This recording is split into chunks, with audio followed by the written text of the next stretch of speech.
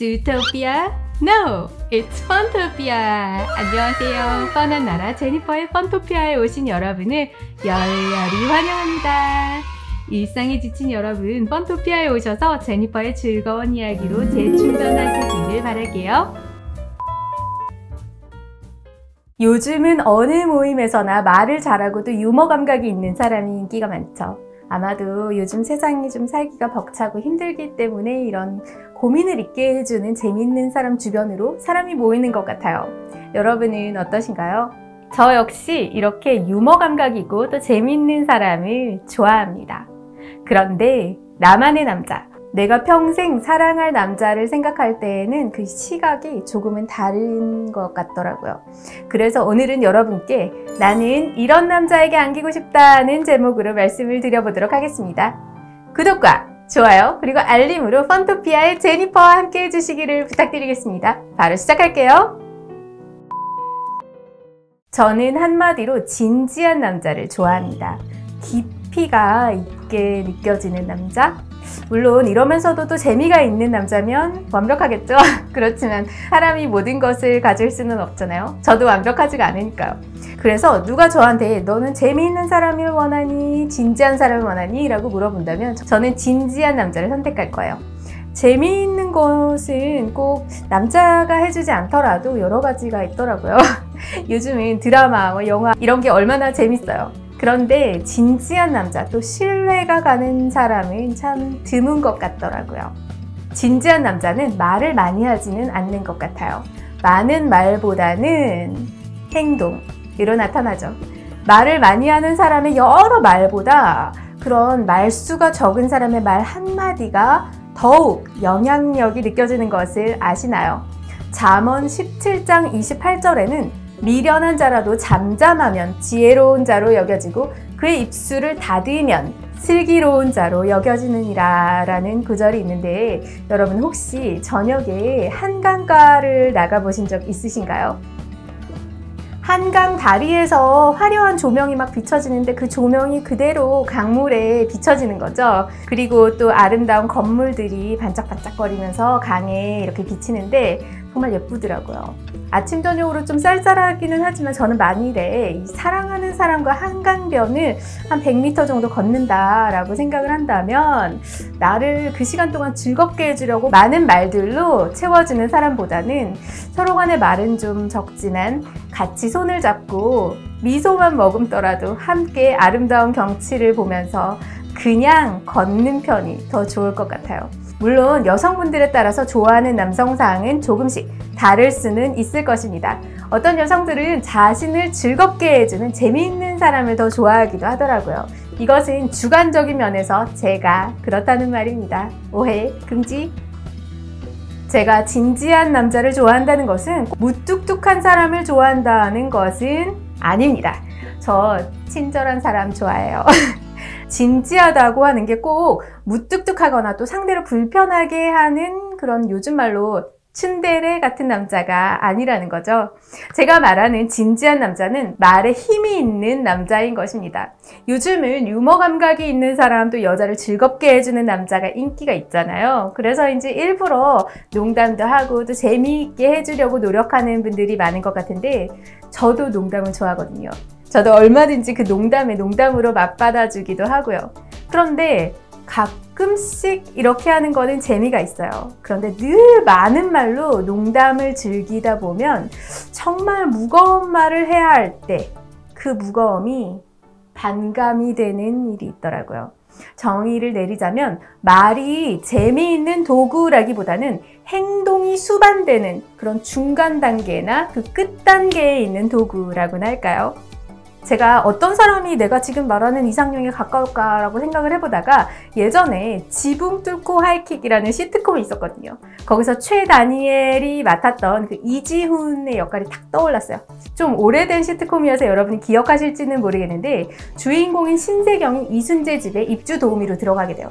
그런데 이 집에 이지훈도 함께 살고 있는 거죠. 이지훈은 병원 레지던트로 바쁜 생활을 보내고 있는데 어린 나이에 입주 도우미를 하는 이 신세경을 보고 안타까워하면서 여러 배려의 말들을 하게 됩니다.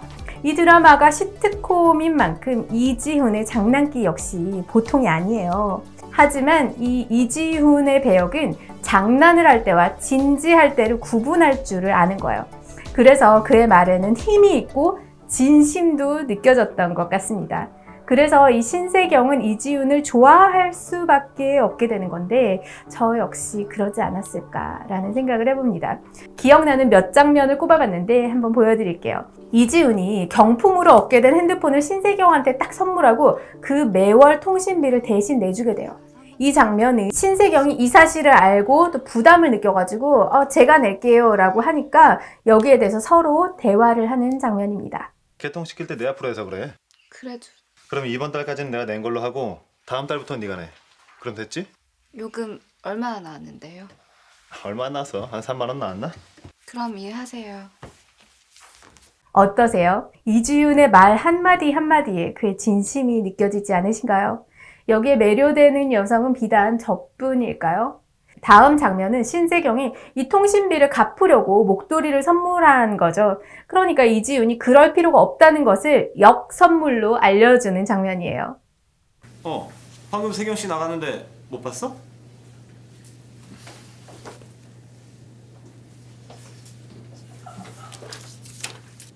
돈보다 이렇게 드리는 게 나은 것 같아서. 세경이. 이거 가져가. 너도 참. 꼭 이렇게 해야 돼? 빚지고는 못 살겠다는 거야? 누가 너한테 이런 거 만들어 달라 그랬어? 그게 아니라 목도리가 많이 낡았길래. 그래서 선물이란 소리야? 핸드폰 요금도 대신 내주셨고. 그러니까 선물은 아니다.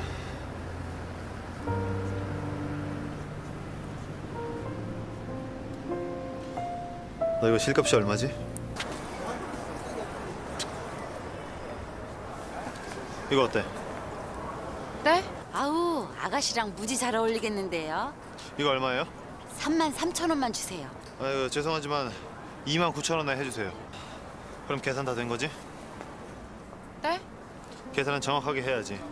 계산 끝난 거다. 아이, 들어가 봐야겠다. 조심해서 가.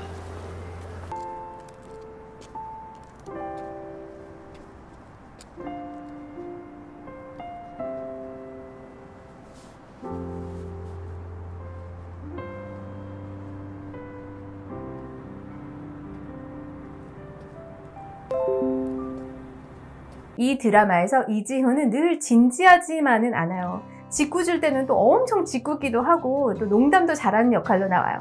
하지만 진지해질 때는 한없이 진지해지는 거죠. 침착하고 차분한 그의 말 한마디 한마디에 힘이 있는 거예요. 이런 남자를 의지하고 싶은 거죠. 이런 남자라면 믿을 수 있겠다. 많은 말들보다는 한마디를 뱉어도 깊이가 있는 그런 행동이 수반이 되니까 진정성이 더 느껴지더라고요. 옛날에 이현세 씨의 만화가 선풍적인 인기를 끌 때가 있었죠. 그의 만화에는 까치 혹은 오혜성이라는 캐릭터가 등장하는데 저는 이현세 만화가 인기가 있었던 이유는 이런 진정성이 느껴지는 까치라는 캐릭터가 있었기 때문으로 생각을 합니다. 제가 이전에 이현세 작가의 만화 몇 편을 소개해드렸으니까 참고하시길 바랄게요. 뒤에 붙여드릴게요. 오혜성은 공포의 외인 구단으로도 우리에게 너무나도 잘 알려졌는데 그는 아픈 과거를 지닌 인물입니다.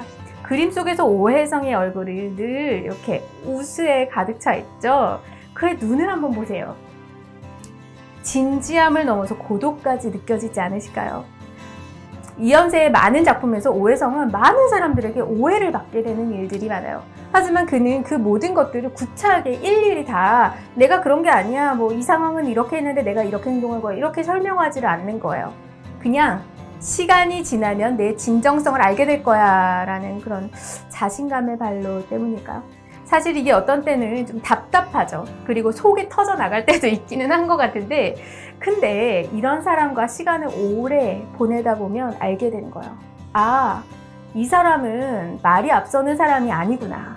이 사람은 말을 하면 지키는 사람이구나. 말이 가벼운 사람이 아니구나. 이 사람이 이렇게 말을 하는 건 정말 지키겠구나. 그런 믿음이 생기는 거예요. 여기에 남자의 멋이 있는 거죠. 말이 아니고 행동으로 보여주는 것. 제가 전에 소개드린 작품을 위주로 한번 설명을 드려볼게요. 이현세의 제국 시리즈에서는 오혜성이 야스오라는 이름으로 등장을 하는데 여기서 그의 부모가 모두 일본인에 의해서 살해당하는 그런 아픔을 지닌 인물이었습니다. 그는 혹독한 환경 가운데서 일본 내에 제국을 이룩하겠다라는 꿈을 갖게 됩니다. 이 꿈을 갖게 되긴 하는데 그의 삶은 여전히 고독의 연속이었습니다. 그의 주변에 그를 사랑하는 두 여자가 있었는데 한 명은 그의 친여동생인 엄지와 그를 입양한 집안의 딸이었던 도쿠히메였어요. 하지만 그는 그의 고독을 이 두 여인과 나누지 않습니다. 여기에 그에게 범접치 못할 우수가 있는 것입니다. 전에 이런 말을 들은 적이 있어요. 결혼하면 여자는 자신의 모든 것을 남편한테 말할 수 있지만 남자는 그렇지 못하다고요. 그 남자만의 좀 홀로 짊어져야 할 그런 고독이 있는 거죠. 야스오의 우수는 그만이 감당해야 할 그런 엄청난 꿈으로 인한 중압감의 발로였지만 여기에 그를 매력적으로 보이게 하는 그런 일면이 있었던 거예요. 제가 소개해드렸던 또 다른 이현세 작품 중에 까치는 시한부 인생을 사는 복서로 등장을 합니다. 하지만 그는 마지막에 죽는 순간까지 자기가 시한부 인생이라는 사실을 그의 사랑하는 애인인 엄지에게 밝히지 않습니다. 그 이유는 이 책을 보시면 아시겠지만 엄지의 행복을 위해서였던 거예요. 그는 자기의 애인의 행복을 위해서 자기의 마지막 순간을 자기가 가장 사랑하는 이와 함께 보내고 싶다는 그런 욕망마저도 포기하게 되는 것입니다. 저는 이런 생각을 할 때 좀 눈물이 날 것 같아요. 제가 마지막으로 소개해드린 지옥의 링 역시 오혜성 그리고 엄지가 있습니다. 여기서 오혜성은 부잣집에 입양된 엄지를 사랑하는 무일푼의 그런 복서로 등장을 하는데 그녀와 다시 만나기 위한 유일한 조건은 세계 챔피언이 되는 것이었어요. 그리고 그는 이것을 위해서 지옥 같은 링에 오르는 거예요. 무슨 복서가 개인만 하면은 다 얻어맞고 KO가 됐다가 간신히 또 다시 일어나는 거예요. 그걸 반복하는 건데 그렇지만 그는 끝까지 결국 버티고 상대를 내리쳐서 KO를 시키게 되는 것입니다. 사람들은 맷집 왕이라고 열광하는 거죠. 하지만 실상은 혜성이한테는 그 링이 지옥의 링이었던 것입니다. 남자에게는 여자에게 말 못할 고독이 있다고 생각을 합니다. 이 고독은 남자를 때로는 외롭고 또 힘들게 하겠지만 이 고독을 감내하면서 싸워서 이기는 모습이 남자의 크나큰 매력 중에 하나라고 생각한답니다. 여러분, 신뢰라는 게 뭘까요? 그냥 약속 몇 번 지키면 쌓이는 그냥 그런 거? 신뢰라는 말은 참 멋지고도 무거운 말인 것 같습니다. 신뢰는 하루아침에 아니면 뭐 한 달 만에, 1년 만에 그렇게 쉽게 쌓이는 게 아닌 잠잠한 가운데 시간의 힘을 믿는 중에 서서히 생겨나가는 것입니다. 조금 덜 웃기고 즐겁더라도 한 번 약속을 한 것을 지키려고 부단히 노력하는 사람, 즉각적으로 다 자신의 감정을 말로 다 드러내서 보여주려고 하는 것이 아닌 시간의 힘을 믿는 그 묵묵함. 여러분, 소중한 사람이라면 그 시간의 힘을 공유하는 그런 멋진 남자가 되어보시는 건 어떨까요? 지금까지 펀토피아의 제니퍼였습니다. 여러분, 영상이 재미있거나 유익했다면 아래쪽에 있는 좋아요 그리고 구독과 알림 꼭 부탁드릴게요. 제니퍼의 펀토피아는 여러분의 의견으로 컨텐츠를 제작하고 있습니다. 펀토피아에서 다루었으면 하는 이야기를 댓글로 남겨주시면 여러분의 의견을 반영하고자 노력하겠습니다. 다음에는 더 재미있고 유익한 영상으로 찾아뵙겠습니다. 감사합니다. 여러분, 안녕.